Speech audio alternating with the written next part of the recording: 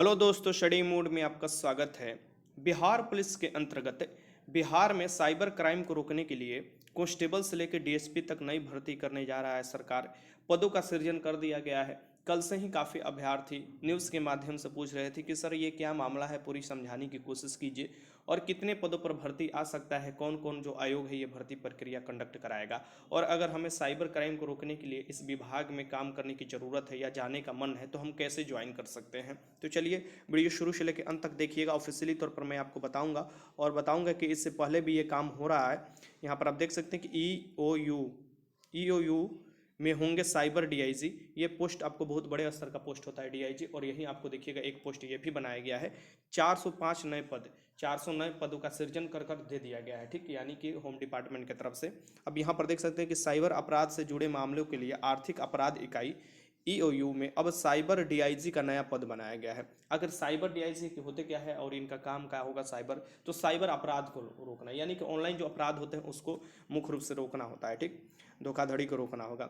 इसके अलावा यहाँ पर देखिए साइबर डीआईजी के अलावा एक पद तो साइबर डीआईजी का बड़े स्तर पर हो गया है। इसके अलावा एसपी साइबर अनुसंधान और अभियान, एसपी साइबर प्रशिक्षण, एसपी साइबर प्रशिक्षण के लिए भी यहाँ पर देखिए बनाया गया है।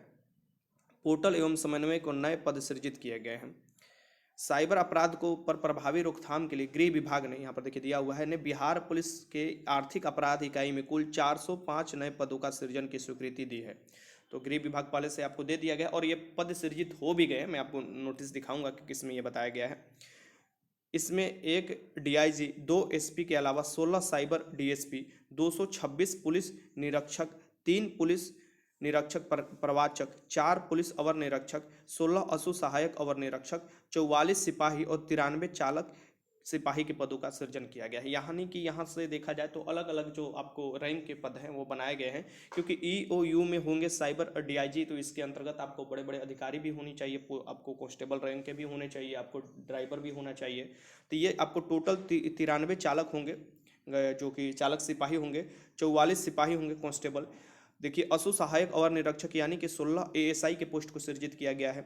4 पुलिस अवर निरीक्षक यानी कि 4 दरोगा का पोस्ट को सृजित किया गया है। इंस्पेक्टर के पद बड़े स्तर पर सृजित किए गए, ये याद रखिएगा। 3 पुलिस निरीक्षक प्रवाचक का पोस्ट इसमें है। और यहाँ पर 226 देख सकते हैं, 226 पुलिस निरीक्षक के पद हैं, यानी कि 226 इंस्पेक्टर का। अब बिहार में तो इंस्पेक्टर का कोई डायरेक्ट बहाली होता नहीं है।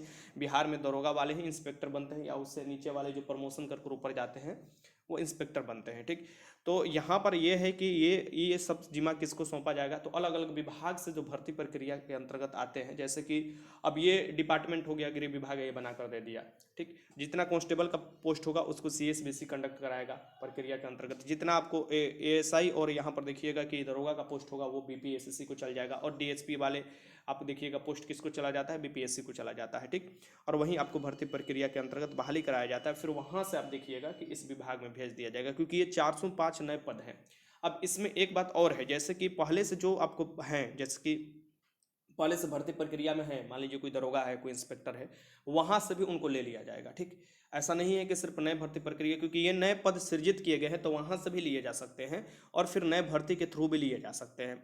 देखिए साइबर अभी जो मामला चलता है साइबर वाला में, तो साइबर वाला में देखिएगा कि जो पहले से भर्ती हैं उसी में से जो देखा जाता है कि एलिजिबल हैं और उस क्षेत्र में ज़्यादा काम करते हैं तो उनको ले लिया जाता है डिपार्टमेंट से। आप देखिएगा कि जैसे बिहार पुलिस से कुछ लोगों को ले लिया जाता है, दरोगा से कुछ लोगों को, इंस्पेक्टर के कुछ लोगों, क्योंकि पहले से यूनिट काम कर रहा है। चलिए मैं पढ़कर आपको दिखा दे रहा हूँ, आपको समझ में आ जाएगा। यहाँ पर देख सकते हैं कि साइबर अपराध की बढ़ती घटनाओं पर नियंत्रण के लिए पुलिस मुख्यालय के साथ राज्य के सभी 1 दर्जन पुलिस रेंज मुख्यालय, यहाँ पर देख सकते हैं 1 दर्जन पुलिस रेंज मुख्यालय जिलों में साइबर अपराध समन्वय केंद्र की स्थापना की जाएगी। इसके अलावा पहले से जिलों में चल रहे 74, यहाँ पर देख सकते हैं 74 चल रहा है, क्राइम एवं सोशल मीडिया यूनिट सीसीएमयू की भी ताकत बढ़ाई जाएगी। इसके पूर्व बिहार पुलिस में 40 साइबर डीएसपी के पदों का भी स्वीकृति दे दी गई है, ठीक। डीएसपी के पद जो 40 होंगे उसका भी स्वीकृति दे दिया गया है, ठीक। अब देखिए यहाँ पर दिया हुआ है कि हर सीसीयू में होंगे 3 इंस्पेक्टर, हर मतलब कि पहले 1 इंस्पेक्टर होते थे, अब 3 गुना कर दिया गया है, ठीक। यहाँ पर देख सकते दिया होगा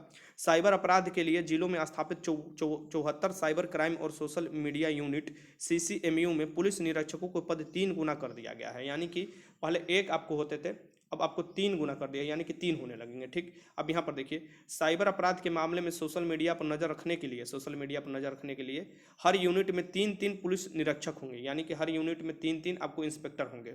इसके यहाँ देखिए, पहले इनकी संख्या महज 1 थी। इसके अलावा 74 चालक सिपाही का नया पद भी बनाया गया है, चालक सिपाही का भी नया पद बनाया गया है। अब ये जो चालक सिपाही वाला पद तो सीधे आपको सीएसबीसी को चला जाएगा। ठीक, वही आपको भर्ती प्रक्रिया कराता है। कांस्टेबल रैंक का जितना पद है वो सीएसबीसी ही कंडक्ट कराता है। बाकी दरोगा और एएसआई रैंक का जो होता है ये बीपीएसएससी कंडक्ट कराता है। ठीक, यहाँ पर देखिएगा और भी दिया हुआ है कि हर पुलिस रेंज मुख्यालय में एक साइबर डीएसपी भी होंगे, और उसके अंतर्गत क्या क्या होंगे देख सकते हैं कि प्रत्येक क्षेत्रीय मुख्यालय में जिला साइबर अपराध समन्वय केंद्र बनेगा। इसके लिए 1 दर्जन साइबर डीएसपी, 1 दर्जन असु सहायक अवर निरीक्षक, 24 सिपाही होंगे, 12 चालक सिपाही होंगे समेत 60 पदों का सृजन किया गया है। मतलब कि एक आपको देखिएगा मुख्यालय में 60 पदों का सृजन किया गया है। तो पद ऐसे ही बढ़ाए जाते हैं। ठीक, एक होता है जैसे कि रिटायर हो रहे हैं पुलिसकर्मी और उसके जगह पर सीट खाली हो रहा है तो वो तो भरना ही है। एक होता है कि जनसंख्या तीव्र गति से बढ़ रहा है, या जनसंख्या जिस अनुपात में बढ़ रहा है उस अनुपात में बिहार पुलिस में भर्ती हो नहीं रहे, या राज्य में कोई भी भर्ती नहीं हो रहे तो वो भी भर्ती आता है। और एक होता है कि नए पदों का सृजन होता है। देखिए, कोई भी नया आपको भर्ती आता है तो नए पदों को सृजन कर कर ही आ जाता है। ठीक, और इस पर कैबिनेट की मोहर लगता है। यहाँ पर आप देख सकते हैं कि ये रहा आपका मंत्रिमंडल सचिवालय विभाग की तरफ से जो नोटिस है वो मैं आपको दिखा रहा हूं। और ये आपको अभी न्यूज़ वाले पेपर वाले छाप रहे हैं, क्योंकि अभी ये आपको न्यूज़ में है, काफ़ी दिनों से इस पर बात हो रहा था। लेकिन ये प्रक्रिया आप देखिएगा कि लॉकडाउन पहले से चल रहा है। ठीक, उस समय से आपको सरकार की तरफ से ये बोला गया था कि अलग से यूनिट फिर से आप स्थापित किए जाएंगे, और जो पहले से यूनिट काम कर रहे हैं उनकी क्षमता बढ़ाया जाएगा। लेकिन लॉकडाउन के कारण ये प्रभावित हुआ था, और फिर देखिएगा कि इस पर मई से ही बात स्टार्ट हो गए थे, फिर अगस्त में जाकर ये पद सृजित कर दिए गए। मंत्रिपरिषद का निर्णय ये देखिए, अब 5/8/2022 को निर्णय है मंत्रिपरिषद का, कैबिनेट का आया था। ये 5 अगस्त 2022 को ही आया था। आरक्षी शाखा साइबर क्राइम से संबंधित घटनाओं को रोकथाम के उद्देश्य से आर्थिक अपराध इकाई, यहाँ पर देख सकते हैं किसमें, आर्थिक अपराध इकाई बिहार पटना में पुलिस पदाधिकारियों कर्मियों सहित 405 विभिन्न पदों को सृजन की स्वीकृति मिल गई है। यानी कि ये फ्रेश आपको बहाली करने के लिए स्वीकृति मिल चुकी है। 405 ही है।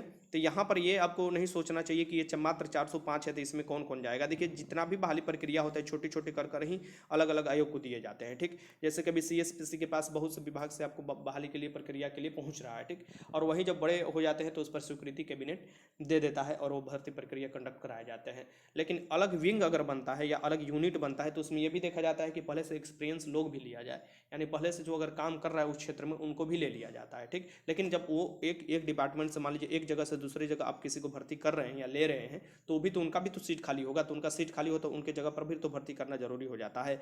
और अभी जो आपको बना हुआ है मंत्रिमंडल या अभी जो सरकार बना हुआ है, इसका मुख्य उद्देश्य यही है कि ज़्यादा से ज़्यादा रोजगार सृजन करना, क्योंकि इनका चुनावी घोषणा ही है कि रोजगार सृजन करना। अब देखना यह है कि ये कितने दिनों में रोजगार देते हैं बिहार पुलिस कांस्टेबल में, क्योंकि बड़े स्तर की भर्ती होने वाला है। बिहार दरोगा में भी बड़े स्तर की भर्ती होने वाला है। तो बस इंतजार है लाखों अभ्यर्थियों का। अब इस इंतजार के चलते बहुत लाखों अभ्यर्थियों का एज भी प्रभावित हो रहा है। ठीक, तो अब ये अच्छी बात है कि ये अलग से ये बना दिया गया है विंग, और ये बहाली प्रक्रिया तेजी से अगर कर लिया जाता है तो नए नए चेहरे भी आपको देखने को मिलेंगे इस डिपार्टमेंट के अंतर्गत। ठीक, पहले तो पुराने ही चेहरे देखने को मिलते थे, कोई पुराने ही लोगों को उसमें आपको ले लिया गया। ठीक, तो अब यही बात था। काफ़ी लोगों ने पूछ रहे थे कि सर बताइए इस बारे में आखिर ये न्यूज़ है क्या।